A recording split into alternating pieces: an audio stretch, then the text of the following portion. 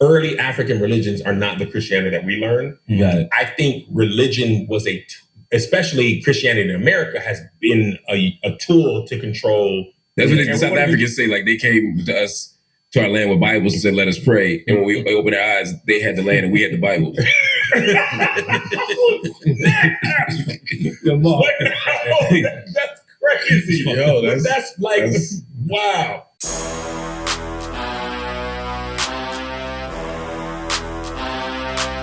Straight over. Smokehouse beats. Life is good, God is great. Let's go. Let's go, Joe. That's what I'm talking about. This interview was probably, I'm going to go ahead and say it right now.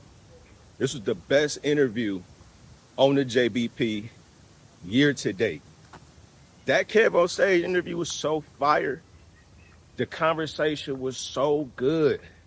I love the fact that Kev was the person to allow the cast to get outside of their comfort zone with the topics when it comes to them not wanting to touch on religion or politics that much. For Kev to come up there, make it so comfortable for them to speak. Everybody had something interesting to say. Everybody had a good question for him. This interview was so good, it didn't even seem like Kev was up there to promote anything. Like Kev, I guess he has a book. He just dropped a movie. So he was up there to promo what he got going on in his business. He said he reached out to Joe in a DM, just throwing something at the wall, see if it stick. Joe replied, welcomed him up. And they had the best interview of the year. My favorite part of this interview was the fact that I feel like I watched in real time Joe realizing that he had more in common with Kev than he thought. I don't even know if Joe even felt like he had anything in common with Kev. But in real time, you could see Joe listening, super intrigued with what was going on in Kev's business, in his personal life, in his past when it comes to his involvement in the church. And Joe was really locked into what Kev was saying. I found out about Kev on Instagram when he was making videos on his way to work. When he was working at the bank, he would make videos, just funny videos on his drive to work. Hilarious shit. And a lot of his content back then was church related. And to see him go from working a job, being passionate about his comedy, to losing his job, moving to a new state, and starting over and building something from scratch. KevOnStage Studios and the Joe Budden Network have so many similarities in that aspect.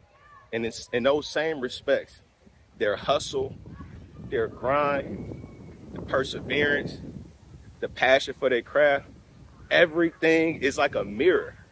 Like them two dudes sitting next to each other, I don't know, that shit was crazy because it was two different worlds colliding that they didn't that they didn't have any idea that like matched up so well, if you understand what I'm saying.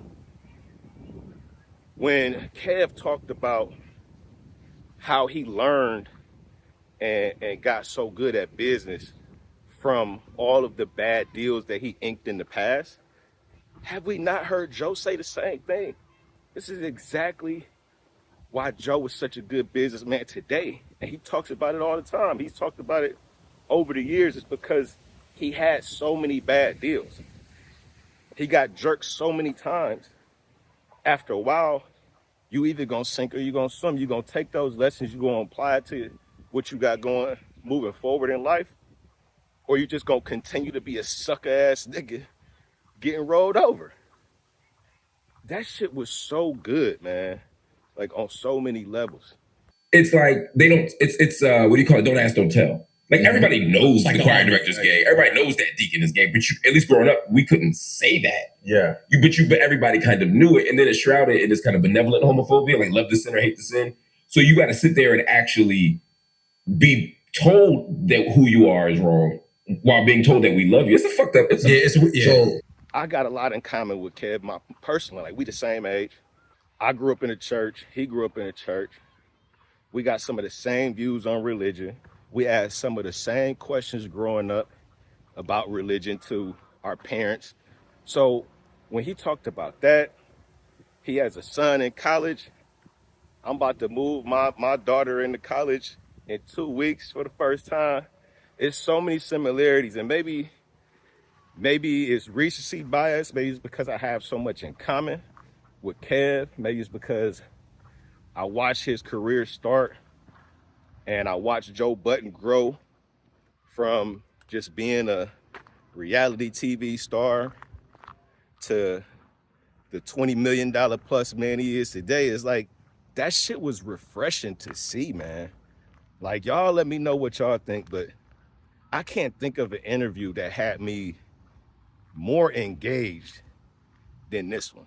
I can't think of an interview that touched on so many different topics with the fluidity as this one. Like, this shit was great. This shit was great, man. When they are featuring a guest, you can get into some things that are outside of the wheelhouse of the current format of the podcast. For me, that's value. Like, I understand how Joe and them, they don't, well, I think it's Joe specifically. He likes to do more entertaining than anything that might be a serious topic. You'll notice that sometimes they'll bump into a serious topic, and instead of really going down a rabbit hole of that topic, providing good conversation and something serious, Joe might insert a joke here or there just to like break it up, because it seemed like he's a little nervous as to where that conversation can lead. And I can understand that when you got a lot of different business going on, and your takes and your views can potentially affect sponsorships and deals moving forward. But damn, this was good. Jesus, like the actual person, the majority of his whole thing was being with the people that people didn't want to be with, right?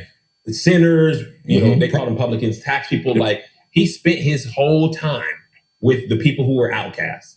So it didn't, this is when I was youth pastor, it didn't make sense to me to be outcasting people, because that's like incongruent with how Jesus was actually being. He's supposed to be following Jesus. Yeah, and Christian, the IAN is Latin, it means to be like. So we're supposed to be like Christ.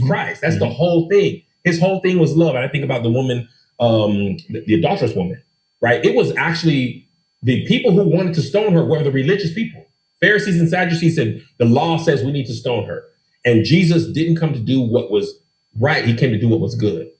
And the right thing, legally, stone her. This is our law. This is the law. This is our law. Nobody will get mad at you. This is the law. But he said he who was without sin cast the first stone. Right? And I think that's an example of being good, not right. And I think that's how I've lived my life. And when I worked in the church, it felt disingenuous to me to use people's skills and deny their humanity.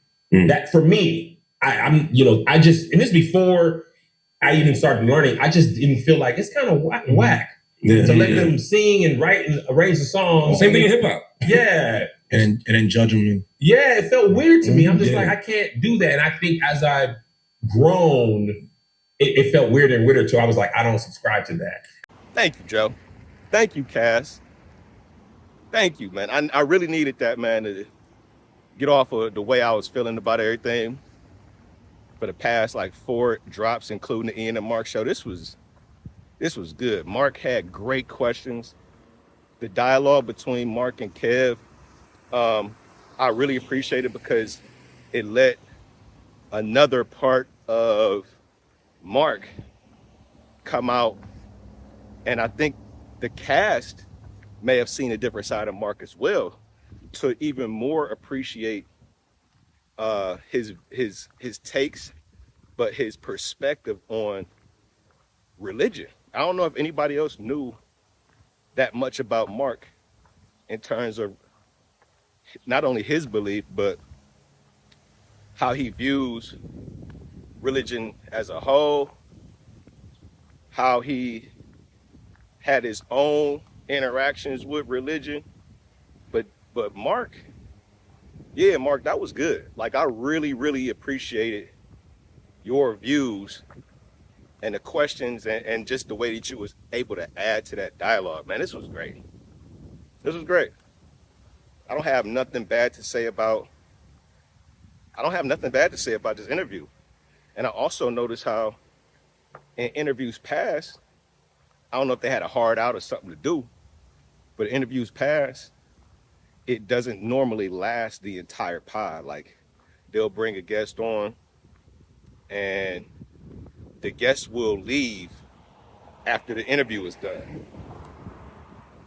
And then the cast will reconvene and they'll just finish the rest of the broadcast just, as the core. This whole episode was Kev. The whole 2-hour plus Patreon drop was Kev on stage, sitting on that couch from beginning to end. I think that just goes to show how well received he was by everybody up there. And I just really appreciated seeing Joe in real time, like, gain respect for somebody that he didn't have that much information on before. Like, just like us, we watch Joe Budden Podcast. We just fans. We really appreciate what they put out. And we hanging on tooth and nail for every drop, right? To see Joe meet somebody that he appreciates as far as the content, as far as his business, and just be sitting there listening and learning about this person and then just leaving with a whole different view, that was dope. That was dope, man. Let me know what y'all think. Am I overreacting? Am I just excited because I could relate? Let me know what y'all think. Was this the best interview of the year? I would have to say so. But that's all I got, man. It's J Matt Show. Make sure y'all like the video. Subscribe to the channel if you ain't done so already. And I'll be back, man. I'm reinvigorated, to say the least, man. So appreciate y'all, man. I'm out.